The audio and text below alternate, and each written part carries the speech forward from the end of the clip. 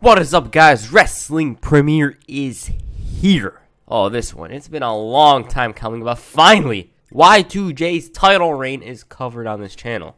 I delayed this one for a bit because I was busy with some other ideas. Now I could have pushed one of those to another day and made this, but when I decide on an idea, I insist. Maybe because I watched something on Twitter or the network and I just get vibes from whatever time period and choose that idea. Recently, I haven't watched anything from the post-invasion era, hence me not making a video from that era in about a month. With that said, I'd like to thank all of you as we are almost at 40k, and it's clear that I couldn't have done this without you guys enjoying my content. If you enjoy the content, then leave a like and subscribe. Anyways, Chris Jericho, Y2J, this guy was and is awesome. He definitely deserved this title reign. Looking back on it, he was better off not holding the titles. But on the bright side, he's the only guy that's able to say that he's beaten The Rock and Stone Cold Steve Austin in the same night, so there's that. Now, will I make a Rise of Chris Jericho video? Yes. I'm going to cover his run in WCW and how he made the jump to the Fed. I'm going to cover all of that. But today, I'm here to cover his title reign. Making this video, well, it's just giving me SmackDown Shut Your Mouth vibes. With that said, let's get into it. At this point, Chris Jericho had just turned heel. He nearly cost Team WWF their matchup at Survivor Series. Whole story coming soon, hopefully. And at this point, he was probably the third or fourth best star on the roster. So he was placed in a tournament of sorts. 4 men, 3 matches, 2 titles, and 1 undisputed champion. The WWF during this time period had 2 world champions, and they decided to unify them at this point. Heading into the event, was Y2J the favorite? I don't think so. Looking at his competition, was Jericho really going to win this one? I couldn't find some kind of dirt sheet reports about this match. Well, everyone assumed, at least that's what I think, Rock, Austin, or even Angle was going to walk out of there with the titles. Jericho at this point was a former world champion, but that title reign lasted only a few weeks. So Y2J was set to face his arch nemesis, The Rock, for the WCW championship rebranded to just the world title. These two had great chemistry in the ring, and this match didn't disappoint. Austin beforehand retained his title, and now it's time for both the Great One and Y2J to go out there and determine who's the new world champion. Now, personally, I prefer the No Mercy matchup, but this one wasn't even bad. Unfortunately, though, it was just overshadowed due to what happened later that night. For some reason during the match, Vince interfered, and he got his ass whooped. Jericho capitalized on this distraction by low-blowing Rock and hitting his own rock bottom on him. Now, stealing an opponent's finisher, it rarely gets you the victory, but for this one, it got him the victory, shockingly. So now at this point, Jericho was a 2-time world champion. He was elated to have won the gold, but now it's time for something else. You thought The Rock was hard? Well, wait till you see Stone Cold Steve Austin. And plus, you're exhausted from just going through the Great One. Anyways, Jericho literally had the match won in the first few seconds due to Kurt Angle's chair shots, but The Rock prevented this one from ending so early by hitting the rock bottom on Chris Jericho. As for the match, I don't think it was great. It felt weak. Then again, these guys were on double duty. Anyways, this match was as Attitude Era as you could get. Run-ins, the ref getting knocked down, low blows, cheating, refs getting assaulted, 2 men who shouldn't be out here brawling with one another, and it was just chaos. Austin, though, managed to overcome Jericho and McMahon, and he was on the verge of becoming the very first undisputed champion as he made Jericho tap out. But then the unemployed Booker T came from out of nowhere and blasted Austin in the head with the championship belt. Jericho went for the cover, and he captured the titles. Now, if you don't know, now you know. Jericho beat Austin and The Rock on the same night to become the very first undisputed champion. Now, he is definitely going to talk about this for the rest of his career and brag about it whenever he has the chance to do so. Now, every time I see this moment, I think of the story Jericho told in his book about how he hated that night. Here's the story, and I quote, this is Vince. "Hey, Taker, how do you know business is going down in the toilet? Because we're putting the belt on Jericho? That's how I found out I was going to be the champion." Also this was after the match. I came back through the curtain, everyone was gone, because when you're on last, everybody leaves to get out of the traffic quicker. I sat there by myself and then drove to a hotel where room service stopped at midnight. It was 11:58 and they wouldn't serve it. So I got pizza. They wouldn't bring it to my room, so I had to go down to the lobby to get it. When I went back up, I was locked out. Went back down to the lobby, the guy wouldn't let me in even though I just checked in a few minutes earlier. Dropped the pizza on the floor when he finally did let me in. So I spent the night being the first undisputed champion, eating cold, fuzzy pizza in a Ramada Inn somewhere in Anaheim, California. So no hookers and blow there, kids. Damn, that must be horrible. Like, imagine you won the damn title, the first time you won the title, and you can't even celebrate properly due to it. I don't even know what to say. The next night on Raw, Ric Flair came out to personally hand Chris Jericho the belt. Now, Flair at this point was in storyline a co-owner of the WWF. Okay, so Jericho came out, and damn, look at how red that fire shirt looks. You know, it's the early 2000s once you see one of those. Jericho was proud to be champ, but the fans weren't feeling it. He read an acceptance speech, and this was a way of putting himself over. He praised Austin and Rock, stating that they had an A+ performance, and he bragged about how he beat them single-handedly within 45 minutes. He thanked the fans, or in his words, the little people. He claimed that his career is a skyrocketing supernova thanks to them, and he thanked Vince for being out to prevent any outside interference. And his final thank you, it was for Ric Flair. He thanked him for being a man of his words, and right when Flair bestowed upon him the belts, he booked Jericho in a title match. Not only was it a title match, but a steel cage match, and his opponent was Stone Cold Steve Austin. So the challenger at this point was in the what phase. This was the peak of the chant, and God, was it loud. What? As for the title match, Jericho got his ass kicked. He was bleeding profusely, and this was around the time period where titles could change hands on TV. I mean, the WWF Championship changed hands 2 months earlier on Raw, so there was a possibility that it could happen again. At one point, Jericho got his ass beaten so badly that when Austin was walking out the cage, he took a page out of Vince's book and he flipped the challenger. It was clearly bait, and Austin stunned the champ, and just as he was exiting the cage door, Booker T from out of nowhere slammed the cage door into Austin's face, and Jericho then crawled right out of there to keep the titles in his possession. Now that Jericho steered clear of Austin, he still had The Rock and Kurt Angle. But wait, he didn't face those two next. For some reason, I'll get to in a minute, he faced RVD on the following episode of Raw. Now, the reason why Van Dam was given that title shot was because he beat Jericho in a tag match on the previous episode of SmackDown. Y2J wasn't keen on facing RVD, and plus, he was complaining about how he cheated to pick up the victory. Ric Flair then came out after Jericho called him out, and he didn't cancel the title match. Instead, he booked himself as a referee for that matchup.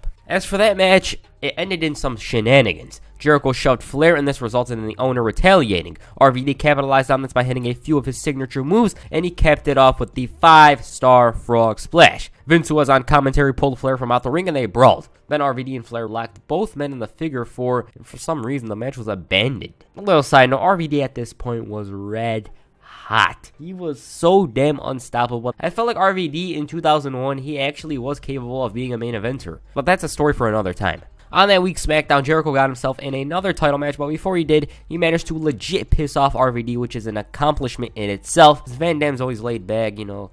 If you know about this story, well, this is the night it occurred. But for those of you that don't know, let me explain it to you. Management wanted to piss off RVD in order to generate a reaction. So Jericho, before the segment, mentioned something about hitting on Van Dam's wife, and so for the first time ever, he was pissed. I believe he also delivered some potatoes, and freaking Jericho, he knows how to strike a nerve.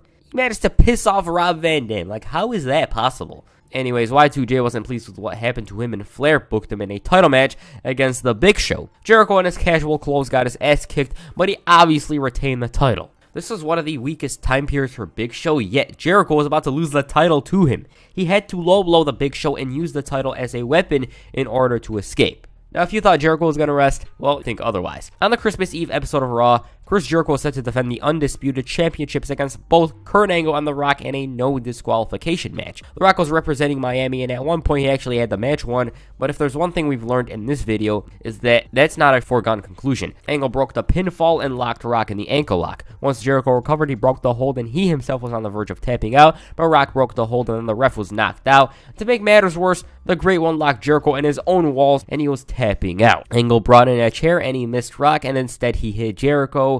And the Great One at this point, like, he had all the momentum. He hit the rock bottom, and just as he went for the cover, Jericho pulled away the ref, and Angle connected with a DDT to the Great One on the chair. Angle hurt himself in the process, and Jericho swooped in and retained his title. Well, damn, that silenced the crowd. They were loud and energetic for their homeboy, but Jericho deflated everything. Finally, the Undisputed Champion gets to rest.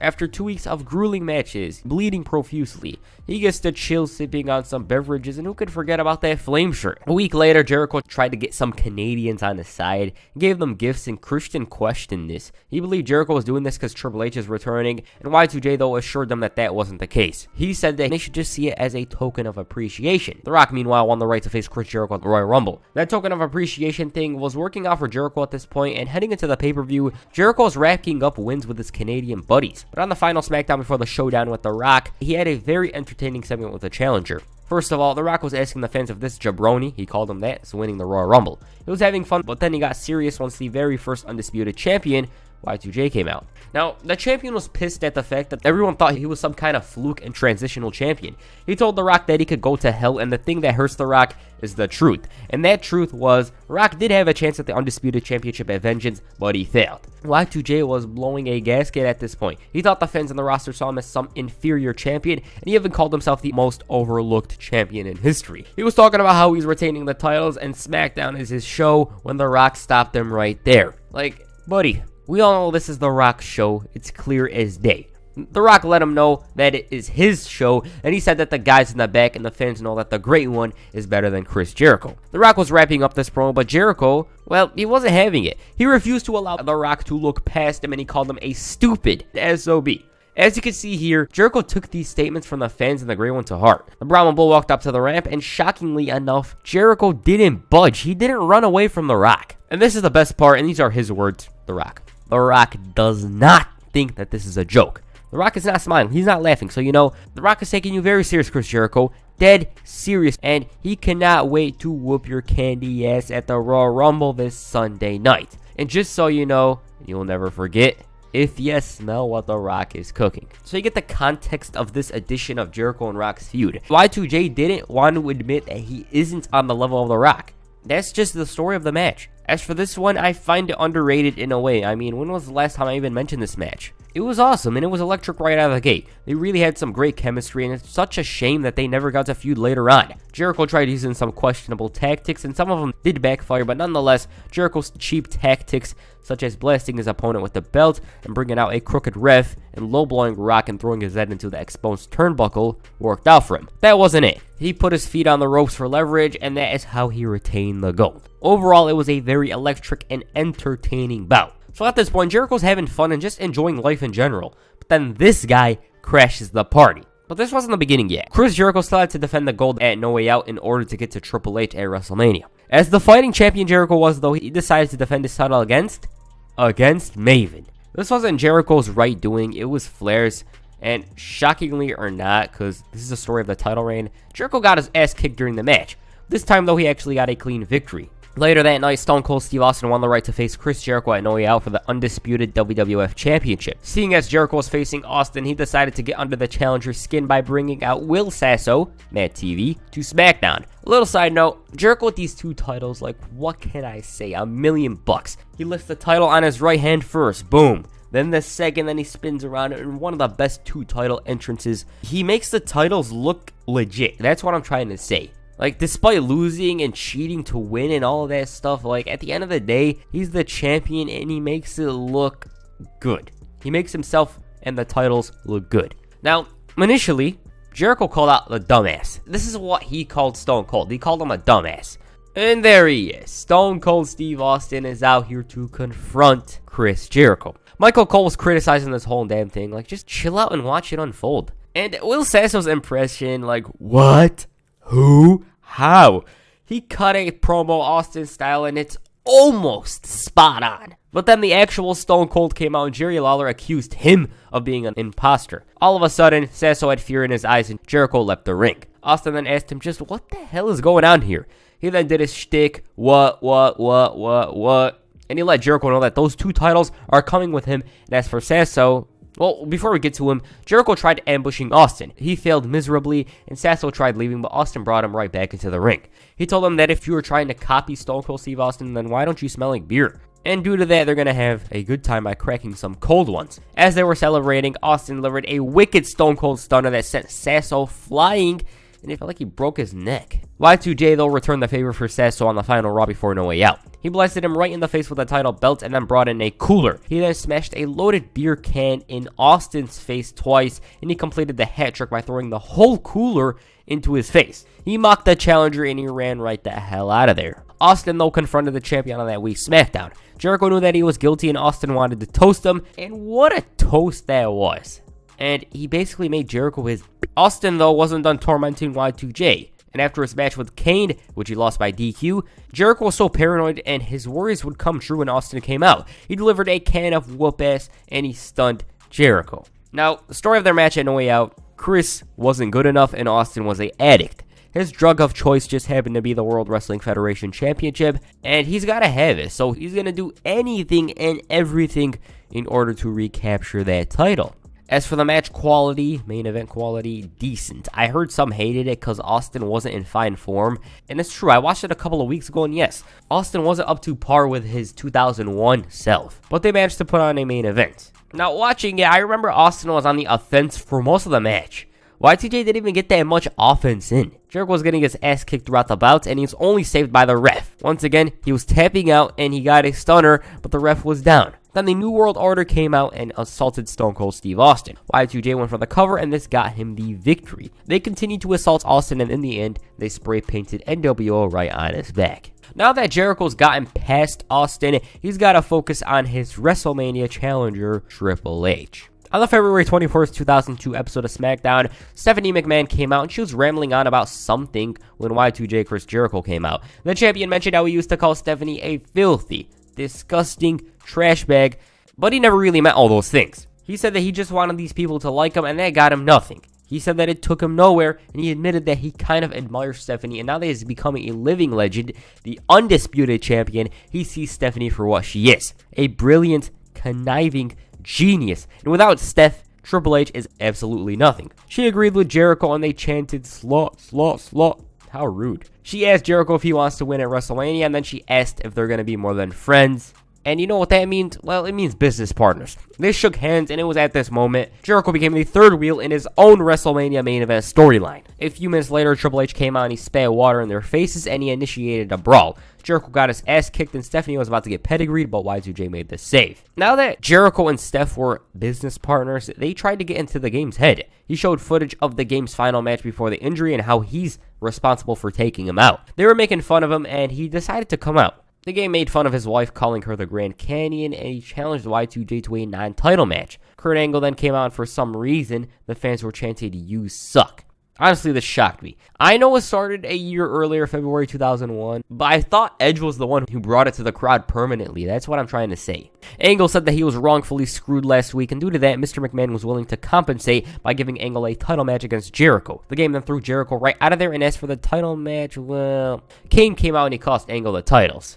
Now, this Jericho and Stephanie alliance made Y2J look like a chump. He was basically Stephanie's servant. He was out here running errands such as finding lotion and buying some water, and it wasn't fitting of the very first undisputed champion. That was the problem with this thing. I'll get to it later. He was out here wearing Triple H's old robe, and it was just bad. But then this dog basically overtook Jericho for the third wheel spot. Stephanie and Triple H were arguing for the custody of the dog, and this is the best part. So, Stephanie had custody of the dog, right? So, she forced Jericho to go out and take Triple H's dog on a walk, and Jericho tied him to the limousine door.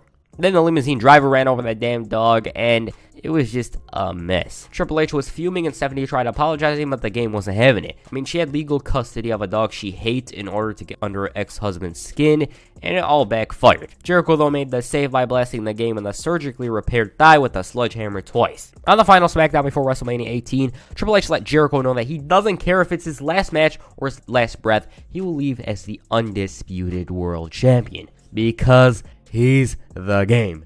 The two brawled, but this ended with Jericho on top after Stephanie got involved. He locked the challenger on the walls, and shockingly to me, he tapped out. So heading into WrestleMania, it was Chris Jericho and Stephanie who stood tall. Well, not Chris Jericho and Stephanie, it was Stephanie and Chris Jericho standing tall. As for their match at WrestleMania, he main evented the show, which turned out to be a bad decision. The match itself, though, wasn't even bad. It was just a forgettable bout. But would I go out of my way to watch this one? Hell no. I only watched it once, and that was because I watched the whole event a few years ago. I never actually had any intentions of going back and watching this one unless I was going to watch the whole event. So that's a no from me. I could sum up this match with only a few moments. Jericho was targeting the thigh, the game pedigreed his ex-wife, and Jericho jumped straight into a pedigree, and that's it. That got the game the win, and those are the most memorable parts of the match. Now, the problem with this one was the fact that it main evented. If it happened any other time during the pay-per-view, maybe it would have been memorable. It wasn't even bad exactly. Jericho's treatment during this feud and afterwards was horrendous, and he was better off not winning those titles.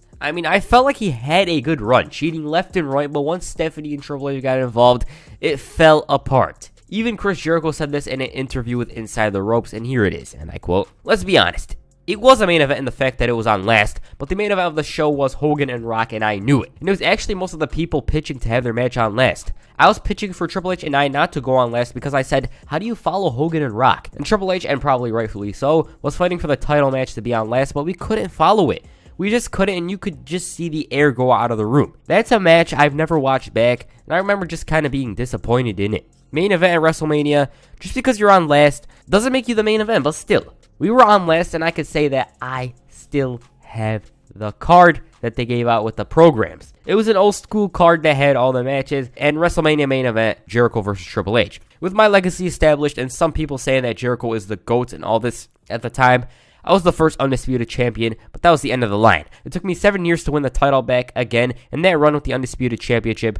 To win it was great, but the whole run with it was terrible for me. In my opinion, it was more of a forgotten thing, so the build-up for the WrestleMania match wasn't great. The positioning of the match wasn't great, and in my opinion, the match wasn't great. But I could say I was in the main event of WrestleMania, so there you go. Jericho explained things, like, he's right in all of this. The whole run was pretty weak, although watching it on the network, I did enjoy it. And who could forget about his payday? It was initially 1/5 of Triple H's, and he was furious and decided to give them a piece of his mind. Vince eventually made up for it, and Jericho got a significantly larger paycheck. Now, I'm not sure about this. I haven't read the book in about 4 years. I believe Jericho initially got 80 grand for the WrestleMania main event, while Triple H got a hefty amount. Anyways, this title reign saw Jericho barely get any clean wins. The Triple H thing hurt him. The only way it could have worked was if Stephanie and Jericho were a couple, and even then, who knows? Maybe it would have sucked regardless. All in all, Jericho was doing decent until reaching Triple H, and then and there, his status as a main eventer was destroyed, and he was sent back to the mid-card scene where he remained for about 3 years. And that's the title reign. Like I said, I feel like Jericho had potential as champion, but yeah, I did like the matches he had during this title reign. They're not even bad, but he was overshadowed by those two, like I said. That's it for this video. Make sure you hit a lion salt on the like button, and perhaps the walls of Jericho on the subscribe button. Peace. I'm out.